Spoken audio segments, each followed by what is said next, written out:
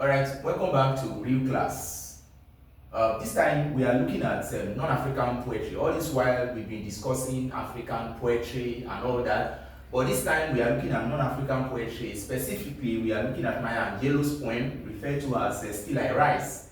Still I Rise is a poem published immediately after the poem titled Caged Bird, where the poet has the subject of discussion inside the cage, which is of course a black person. But this time around, she is letting us know that still she and other African Americans will continue to rise amidst all forms of challenges created as a result of racial prejudice or racial discrimination in the United States of America.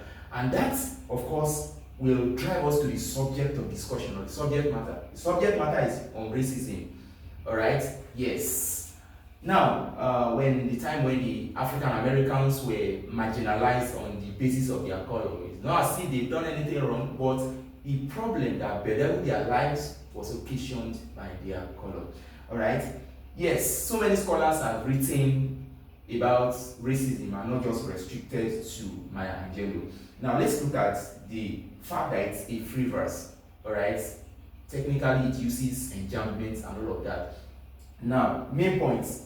The writer says the whites have been busy with bitterness against her, against the blacks, twisted lies against her and against the blacks, different debts they are using to rub on her, and of course other blacks, but still she will rise like the dust and nobody can let her down. And the speaker continues by saying that why does her progress have to offend the whites? Why does the progress of all African Americans have to offend the whites? If she progresses, she progresses. Now, why does the fact that she has oil well have to offend anybody? Okay, she doesn't see it as something that is good at all.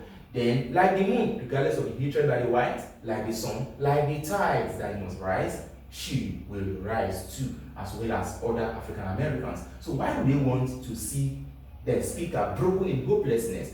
They just want to see, remember that the speaker herself is a representative of all African Americans. So if they want to see the speaker here broken in hopelessness, they want to see the entire African Americans broken down in tears and hopelessness. Okay, so why does that pride offend anybody? As humans, we all have pride. Okay, but the whites do have pride. But the moment they see the blacks having pride, you are in problem. You can arrest and even jail you.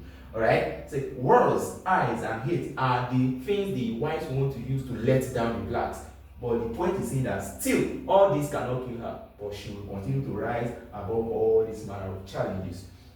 Then if she looks very beautiful, if she looks sexy, it's a problem, because they want to see the blacks dressed tatteredly. They want to see them looking like mad people, like people who are hopeless. The moment you are looking good, it's a problem, because they see Africans as less human. Okay, now, why does her diamond have to offend anyone? If she wears diamond, it's a problem. This one represents property. If a black man has property, it's a problem. You are a black man. What on earth gave you the audacity to begin to possess all those things? Alright? Yes. And then the speaker says that she is going to fight against all form of injustice. Okay? Yeah, meted out to the blacks because of their color. So she sees herself as the hope of the slaves, and of course, no matter what, she will continue to rise above all manner of challenges created by the whites because of racism. So in our next class, we are going to be looking at the themes and of course the literary devices embedded in the poem Still I Rise by Maya Angelou. Yes, we are still looking at the poem Still I Rise by Maya Angelou, but this time we are looking at the themes. In our previous videos, we had discussed the subject of discussion, but this time we are looking at Still I Rise against the background of the themes and of course the literary devices embedded in the poem. Number one is defiance of oppression. Now, like all African Americans, of which the speaker is a representative of, tries to be antagonistic, tries to reject all of the oppressions and the injustice that the whites have actually come with. Then injustice too. The fact that African Americans are treated as subhuman is tantamount to injustice. Now, endurance. Regardless of the pains, Africans endure a lot. Still, they are optimistic that they will rise. And then irrationality of racism. Why would you be angry that somebody is looking good? That's tantamount to irrationality of racism. Why do you think your own color is better than that of the other person? So that's irrational. It's not rational at all. It's not logical. Now, let's look at the literary devices. Number one, we have repetition. Okay, there are some words repeated there for the sake of emphasis. Still I rise is repeated many times in the poem for the purpose of emphasis on the fact that African Americans have hope, regardless of the pains they may have undergone or they are going through. Rhetorical question, a question that demands no answer. Did you want to see me broken? It's a rhetorical question thrown at the whites. Okay, yes, that you want me to go sad all the days of my life. Is that not wickedness?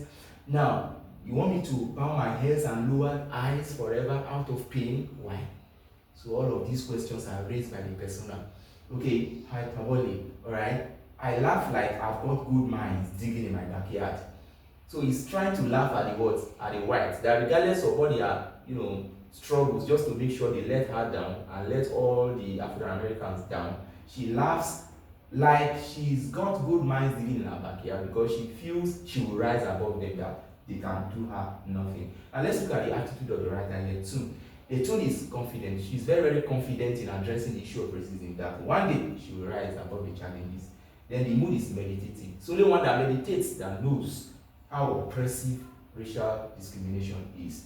And then we also look at the device here, simile used there. Of course, the use of like. Still, the poet speaker says she rises like air. And there's another one that says she rises like dust. Okay, that's to show you the comparison there. Right, so in our next video, we'll look at another point.